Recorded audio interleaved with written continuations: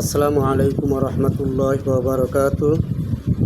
প্রিয় দেশবাসী, আপনাদেরকে জানাই বর্তমান সমাজ, বর্তমান পরিস্থিতি বুঝে আপনারা সবাই সিদ্ধান্ত নেবেন যে বাংলাদেশের যে পরিমাণ চাঁদাবাজি, রাহাজানি, খুন খারাপি চলতেছে, এর থেকে যদি মুক্তি পেতে চান তাহলে জামায়াতে ইসলামী দাঁড়িপাল্লা মার্কায় একটা করে ভোট দিবেন। আপনাদেরকে সবাইকে অনুরোধ করছি, আপনারা চাঁদাবাজ থেকে, রংবাজ থেকে, রাহাজানি থেকে, মাগিবাজি থেকে সতর্ক থাকবেন।